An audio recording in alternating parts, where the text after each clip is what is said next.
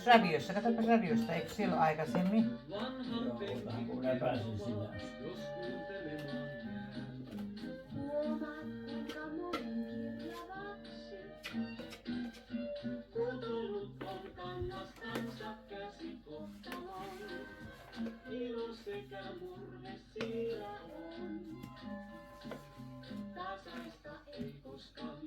Nukuuko Sveeti yöt hyvin, kun tommonen, että ei haittaa? Joo. Ei Se on torstaina joulupäivä, eikö niin? Joo. Keskiviikko aattoni. Ai, jo 10. Ai. No sitten. Sitten Ei kun hetkinen. Mä oon vissiin televisiossa. Eikö menee läpi? Tasavallan presidentin uuden vuoden puhe on torstaina. Se ei ole samalla sivulla. Se on televisio ennakkoviikko. Joo, nyt löytyy radioviikko. No sitähän minä. Se on aikaisin. Jouluaamun messu Pyhäselän kirkossa 8. No niin. Joo, Tuo rupeaa vaikuttamaan. joo on. On. Tuo on vähän isompi. Otetaanpas tuo ja... Sehän pitäisi olla sillä, että ne käsissä viruttaa. Minä en sitä osaa. Tää äitin peru ja tämä kauluspulikka, tää on muuten hyvä. Siis todella hyvä. Ei nykyiset ole näin hyvin, tää on joku vanhaa perua.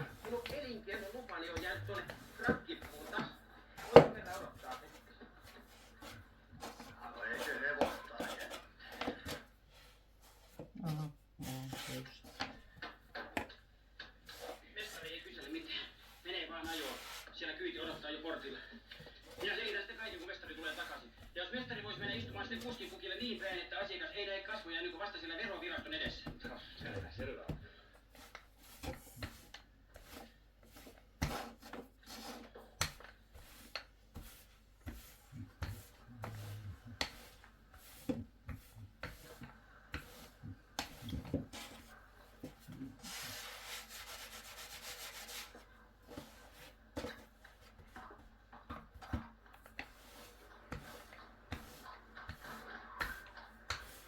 Ootko se syönyt? Vähän. Tuossa saadaan pizzaa. Joo. No mikä? Siitä jos ei herralla satu olemaan rahaa mukana. No, onpas herralla komea talo. Mutta ettehän olekaan niin. Ei, minun nimeni on Werneri Valdemari Andersson. Taisi olla minun sisareni pojan nimi Eemeli. Ei, se oli Valtteri. Mutta Jukuraisen Kallella oli tytär, jonka nimi oli Cecilia. Mitä maksaa? 400. No se on Eemeli. Tarttarit asia. Ja se pyörä. Vai sillä tavalla. No saathan sinä minulta ne verorahat lainaksi, jos haluat. Äiti sanoi, että veli velka otettaessa, veljenpoika maksettaessa. Olen nyt ansainnut 9000 markkaa ja ajattelin, että ahkeralla työllä saan verorahat koko muutamassa viikossa. Ajattelin, että tästä lähteä ilta-ajoille, ellei mestarilla ole mitään sitä vastaan. No mitäs minulla? Mutta jos se hirmuherra alkaa taas kyttää. Kävin äsken ulkona ja havaitsin kadun autioksi. No, polkis vaan mestari. Polkis.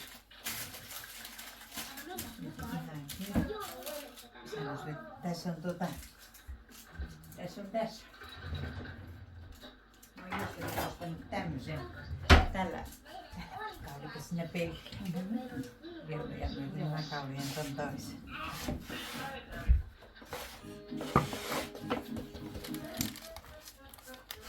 Oi jäänyt jo kiireeni tie.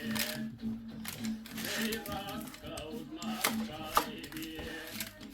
Ennen ummani vahdota kai. Nyt ruoka on tarpeeton kai. Kesän tuulesta seuraritaan. Aiva ei mua ainoakaan. Ajo mies, älä kiirehti tuosta. Papo ei pääse kohtaamaan. Ja nyt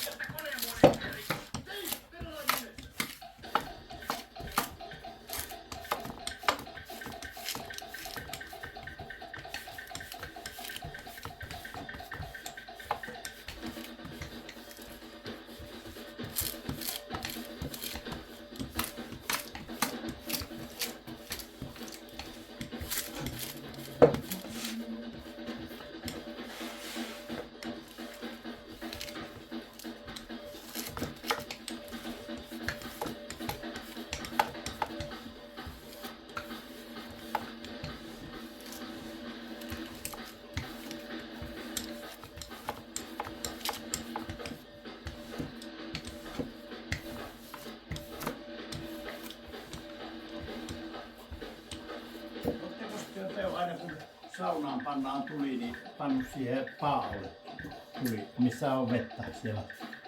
Ai Siellä huoneen niin uusia. se pyöreä pata mikä Joo. on. Ja siihen pannaan tuli. Ai hän täällä. Hän auki täällä. Niin ne auki, Joo. kyllä, mutta että siis se uuni, että se lämmittää sen kylmän veden kuumaksi siinä. Joskus Jukan hän lämmin. Jukka lämmittää sitä. Joo, sitä mä arvelin jo, kyllä. Joo. Kyllä. Se nimittäin säästää, ja silloin kun te kahdelleen kylvette, niin se on niin vähän sitä vettä, että ei kannata silloin sitä sähkö lämmittää. Joo. Joo, mutta sitten kun on enemmän, niin silloin kannattaa paljon. Joo.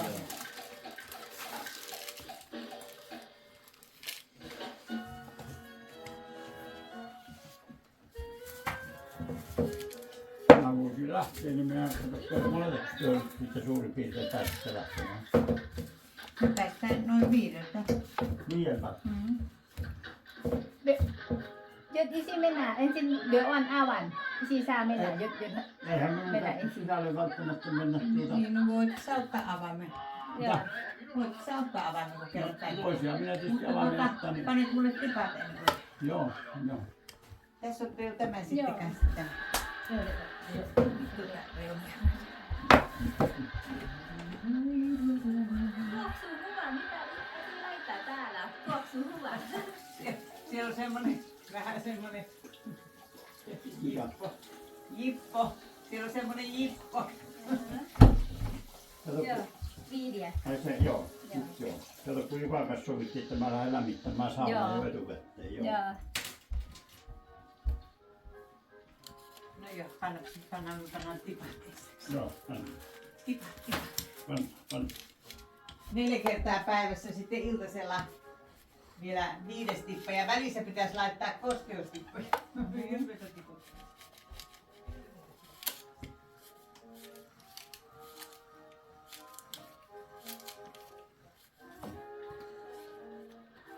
อันนี้เราคุณย่าจะทำพิซซ่านะจ๊ะนี่ อันนี้คือจะทำพิซซ่า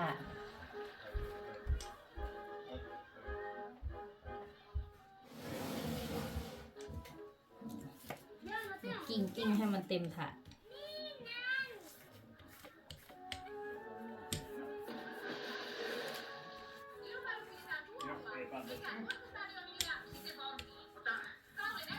ที่วันนี้ได้มาทำเองเพราะว่าไม่อยากแกไปผ่าตัดตามา ก็เลยยกของหนักไม่ได้เบลก็เลยต้องยกกระนุนนักของหนัก Panna. Voi panna jo nyt. Pane vaan sinne ihan. Jos varmaan Pirates lenkkaa.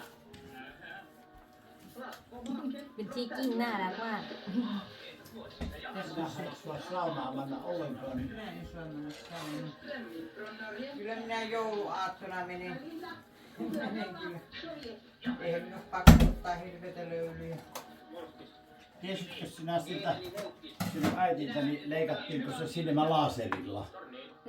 Joo. Minä antaa hänไปleikata kiinni เดี๋ยวนะminä kaataja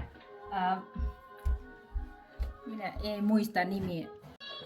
Pannaanpas tuohon vähän ketsippiä molempiin. Vois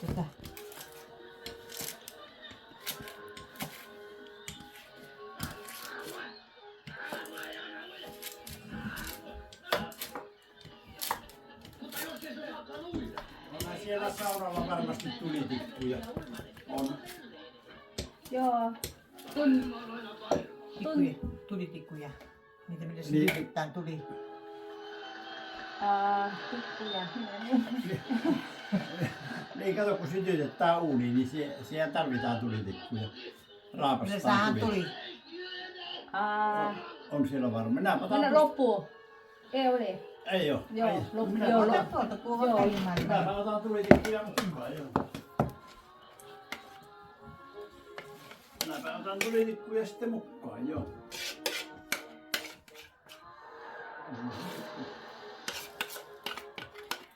Kante kuu, ai vielä ei. Puu pieni edellä. Joo, pieni Joo. puu, joo. Milloin se syntyi muuten uusi puu? Mitä? Niin, että milloin syntyi uusi puu? Niin, Sunnuntaina minusta. Ai niin pieni syntyy varmaan. Syntyy. Joo, syntyy aika pieni. Joo. Olkaa hyvä, tulkaa kunnia korokkaan vastaanottamaan palkintoa. No niin, minä lähden. Terve menoa. Mitä? Minä vielä tänne. On kännykkä lattaantumassa. Se pitää aina ottaa. Joo. Tuolla voit levitellä sen molempiin tasaisesti. Ja annapas sitten mulla nyt sitten. Mulla on pikkus sanon.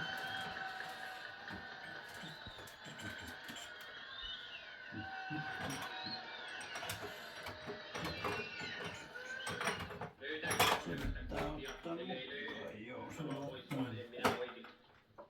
No, täällä se on. Maanviljelijä Emil Ansgarin Toivonen. Ei minun nimeni oli Emil. Minä olen Emeli. Emil Ansgarius Toivonen asuu aivan toisella puolella kylää. Toivonen en ole ollut milloinkaan.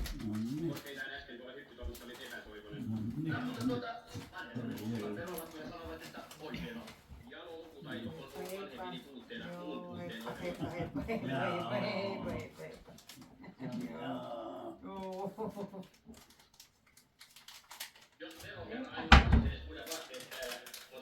Pizzamaustetta.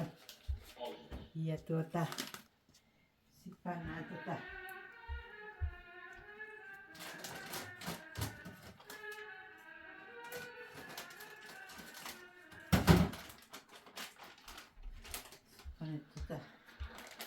tuo isompaan nämä pizzasuikaleet ja sit pannaan Kuinka hän hoiti? Mestari! Jos minä pitäisin tässä semmosen viikon loman, olisi arvokas asia näin kesällä. Otettiin mukaan sinne maalle. Niin, sinne kesämökille meinaa. Ja liikukin pääsis vähän täältä komilta kivikannulta sinne pehmeille niitylle jalkojensa lepuuttamaan. Paratiisihän se olisi tommoselle vanhalle hevosille. No, siinähän ne on. Rikkuun lapset ja lupa. Mutta entä se Strömbergin polta? Hyvä ajatus.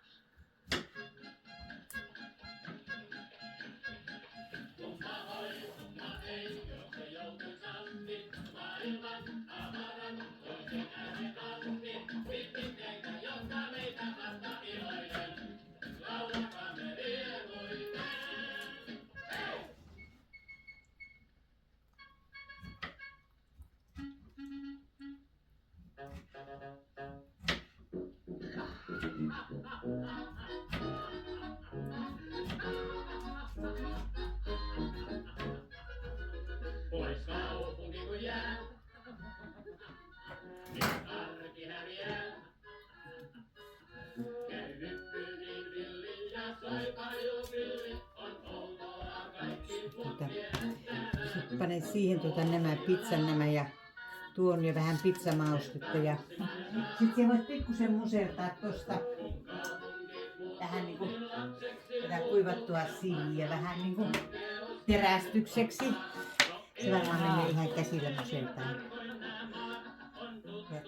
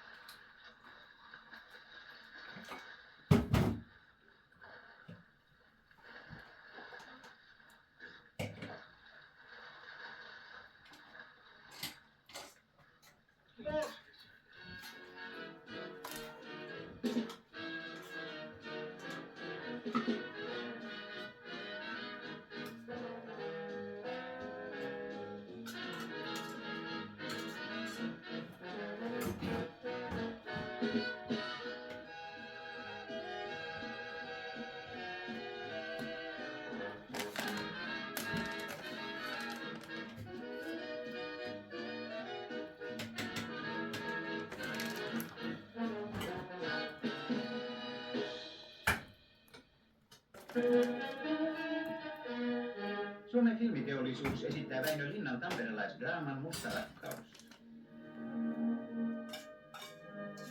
Siinä se tuodaan portille saakka. Ja vielä kuuluu. Kukaan enää valvoo. Lapsen itku ja kirveä. Välittömämpänä ja kauniimpana kuin missään elokuvassa ennen elää isän ja tyttären välinen suhde. Edvin Laineen ja Eeva-Kaarina Holasen esittämänä. Kuinka se tyhmä, oliko se muuta?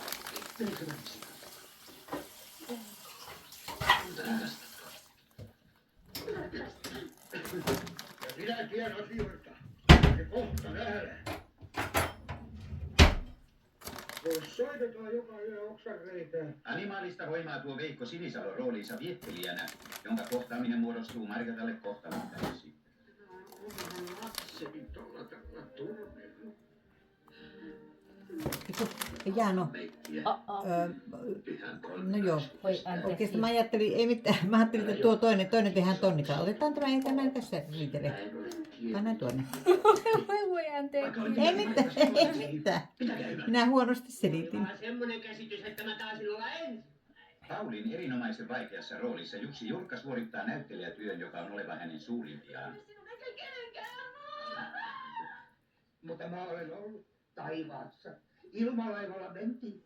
Eikö sinne ole joku jääni? Ei nyt kuule, siellähän pannaan vaikka mitä tuolla sekaisin. Sirkka Lehto, Aku Korhonen. Muita vahvoja näyttelijä. Pani tämän nyt sitten siihen tuonne ja tänne sitten ananas ja se ja vähän tästä näin. Okei, täällä. Tähän tulee nämä ja nämä. Tai pikkusen tätä ja tuo tulee tähän. Tämä. Niin ne tulee tähän. Okei. Ja tämä. Se tulee siihen. Sitten tehdään tonnikala. Väinö Linnan Musta rakkaus. Edvin Laineen ohjauksessa. Piakkoin tässä teatterissa. Ja pannaan siihen tonnikala otetaan nyt. Siihen voi laittaa vähän kaprissa tuonne sitten. Tänne.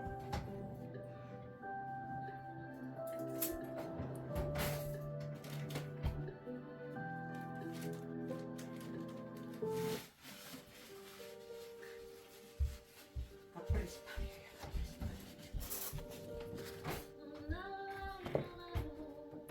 Tää on ihana kappale.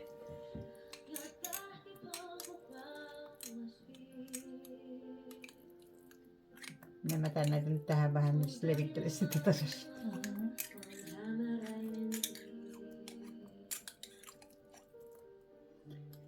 Aika suosia.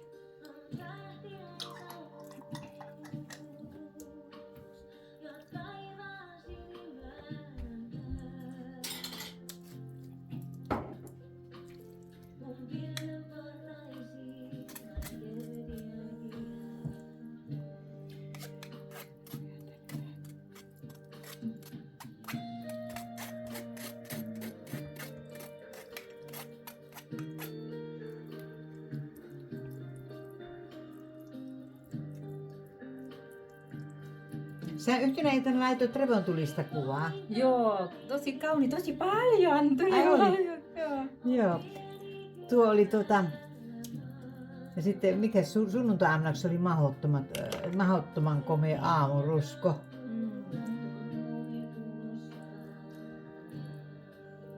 Ja se nyt on. Tässä oli tuo, no ei kai tuo haittaisi. Sitten toinen on tuommoista silitonnikalla, niin siinä on tonnikalla paljon.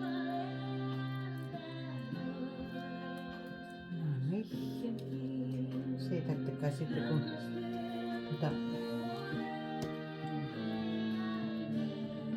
vähän pizza maustuttiin ja sitten juustoraset.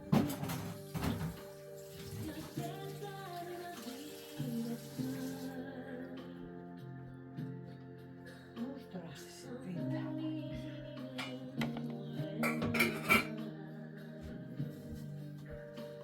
Ananas tuli tähän sitten.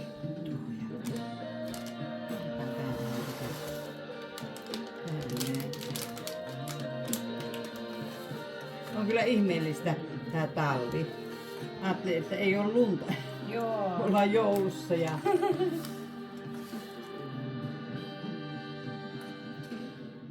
Todella on erikoista. Ja eikä varmaan tulekaan joulun mennessä lunta.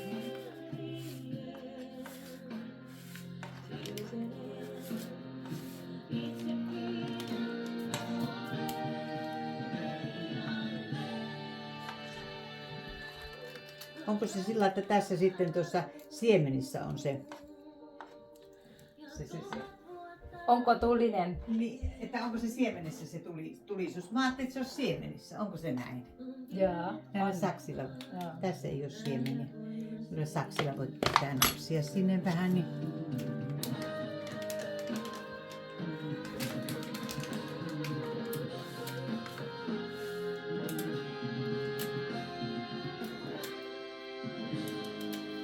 Olitteko te illalla siellä Teittilän tallilla?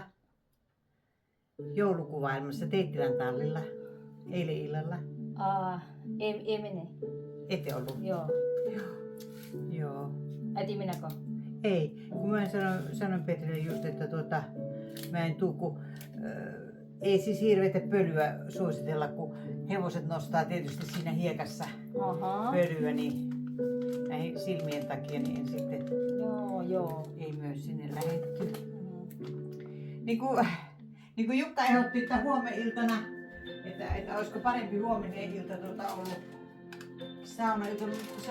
Mä en muistanutkaan, niin huomeniltana on se Heidi Hirvosen konsertti Polenissa. Sinne me ajateltiin mennä. Joo. Se laulaa joulua.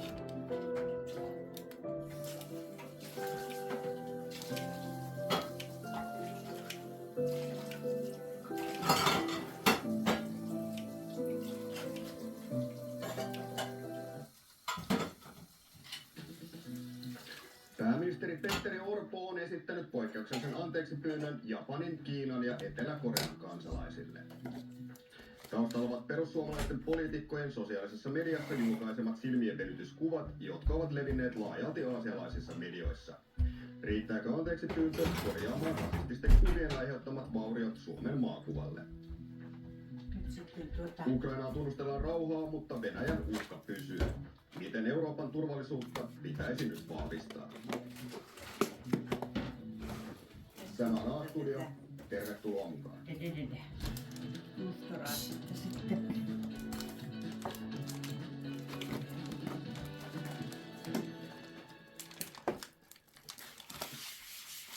Pääministeri Petteri Orpo on tänään pyytänyt anteeksi Kiinan, Japanin ja Etelä-Korean kansalaisilta, suora lainaus, yksittäisten kansanedustajien viimeaikaisia loukkaavia sosiaalisen median julkaisuja. Orpo vakuuttaa viestissään myös, että rasismilla ja syrjinnällä ei ole Suomessa tilaa. Itä-Asiaan erikoistunut asiantuntija Teppo Turkki, riittääkö tämä anteeksipyyntö korjaamaan vahinkoja näissä asianmaissa? Joo, hyvää iltaa. Siis hyvä, että pääministeri tuli noin ulos selkein sanoin ja 3 eri kielellä. Se on alku, mutta ei tämä riitä siihen niin kyllä vielä. Että kyllä se näyttää se tilanne, että se eskaloituu erityisesti Kiinassa ja sitten Japanissa hieman eri lailla. Mutta huomenna aamulla nähdään, kuinka monta 10 miljoonaa on Suomessa kommentoinut näitä kuvia. Mikä on tällaisen suoran anteeksipyynnön merkitys näissä maissa? No jos ajatellaan sitä, että se loukkaus ja mikä näiden kuvien kautta syntyy Aasiassa, niin iski erittäin paljon hyvin syvälle sinne, että aasialaisessa kulttuurissa nuo eleet, silmien vääntely on syvästi rasistista ja loukkaavaa. Ja silloin tavallaan kun tämä on tapahtunut, ja se on tapahtunut vielä korkealla tasolla kuin meidän kansanedustajan toimesta, niin tarvitaan mahdollisimman korkea anteeksipyyntö ja tavallaan se täytyy olla nöyrä. Ja tavallaan niin kuin silloin se rituaalisesti otetaan vastaan. Asiassa on anteeksipyyntö ei ole huono asia, vaan tavallaan niin kuin se myös kunnioitetaan. Onko liittää siihen? Minä päin siihen tässä anteeksi. Ja halutaan sitten myös niin korjata tilannetta. Että nyt tavallaan se dynamiikka lähti oikeaan suuntaan. Ilman tätä Orpon ulostuloa tilanne. Joo. Tämä onko tulinen? Saa nähdä.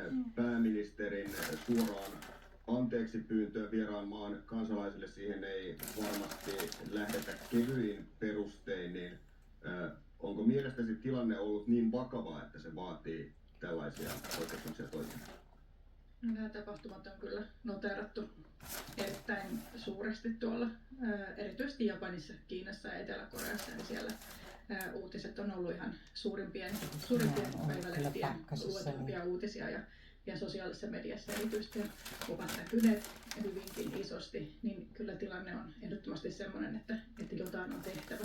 Ja ihan näin niin kuin maakuvan näkökulmasta, Suomen brändin näkökulmasta, niin anteeksi pyyntö ei missään nimessä. Nämä kaikki, kun nämä on ollut pakkasessa, Täältä meidän mitäs me puolelta. niitä säästelemme? Eli Suomelle sopii hyvin olla nöyrä ja Suomelle sopii se, että me pyydetään anteeksi ja vaikutetaan siltä, että me välitetään siitä, mitä muut ihmiset ajattelee. Se kuuluu tähän meidän Suomi-kuvaan ja siihen, että miksi meistä myös tykätään.